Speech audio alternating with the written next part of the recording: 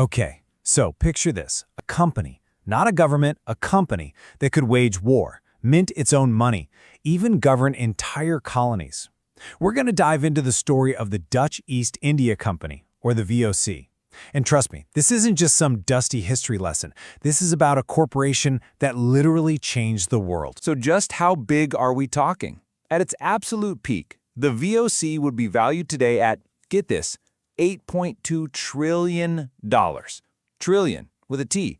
That number is just, it's almost impossible to wrap your head around, right? And to put that in a little modern perspective for you, you could take Apple, Microsoft, and Amazon, add all their values together, and you still wouldn't even be close. Not even. It's wild.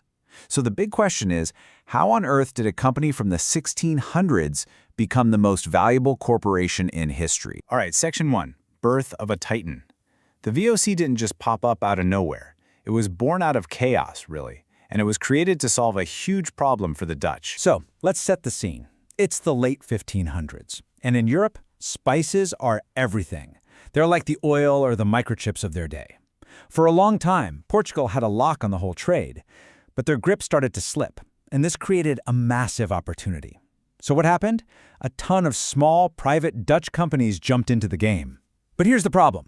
They were all competing with each other. They'd sail to Asia, bid against each other for spices, driving the price up over there. Then they'd sail back and flood the market, driving the price down at home. It was a total mess, a race to the bottom that nobody could win. These little ventures were called the four-company-in, basically pre-companies. And each one was the definition of high risk, high reward. You know, some folks would strike it rich, others would lose their ships, their money, everything. The Dutch government is looking at all this and thinking, this is a disaster. Our own people are undercutting each other, and it's making us look weak to our real rivals, like Spain and the English. And things moved fast. After a few early voyages proved it was possible, it was like a gold rush. But this one statesman, Johan van Oldenbarnevelt, he stepped in. He saw the writing on the wall. He basically told all these competing companies, look, for the good of the nation, you have to stop fighting each other. You need to become one. And he wasn't really asking. So in 1602, the government forced them all to merge into one single giant company. And that's it. That's the birth of the VOC, the United East India Company. Okay, on to our next part. A company like a state. And this is where things get really crazy. Because the VOC wasn't just a bigger, badder version of those little companies. No.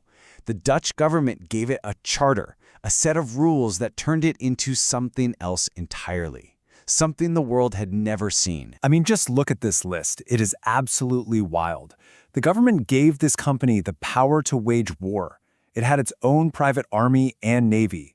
It could go out and negotiate treaties with foreign leaders. It could set up colonies and govern them.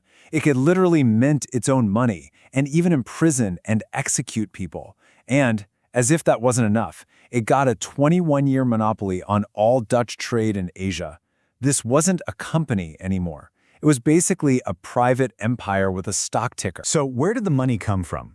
Well, the company was split into 6 regional offices, or chambers, in different port cities. And you can see Amsterdam was the big dog, putting in more than half of the starting cash, about 6.4 million guilders in total.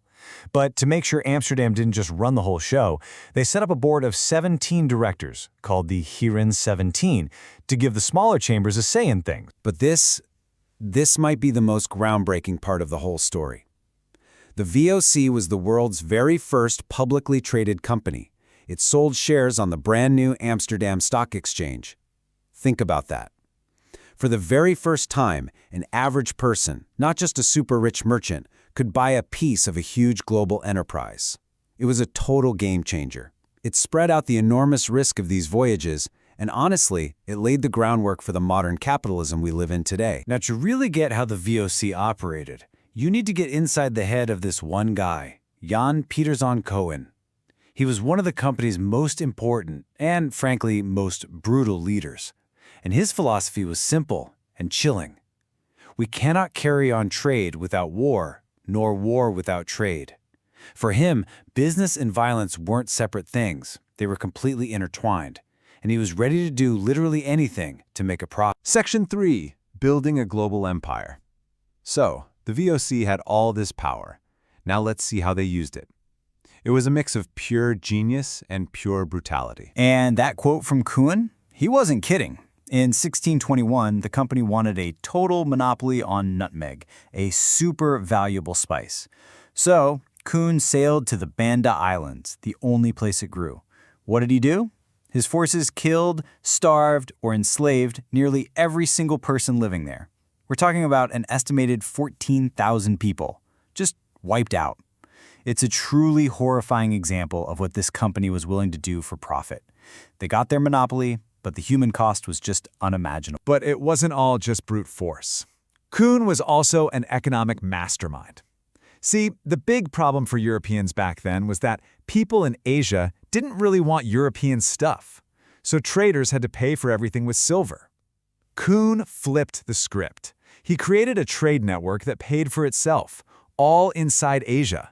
He'd take copper from Japan, trade that in India for textiles, then trade the textiles in the Spice Islands for the spices everyone wanted. This meant the spices they shipped back to Europe were almost pure profit. A brilliant, self-sustaining system. And when you combine that kind of military muscle with that kind of economic genius, what do you get? Total domination. Look at these numbers. Over its lifetime, the VOC sent way more ships to Asia than every other European competitor combined. The famous English East India Company wasn't even close.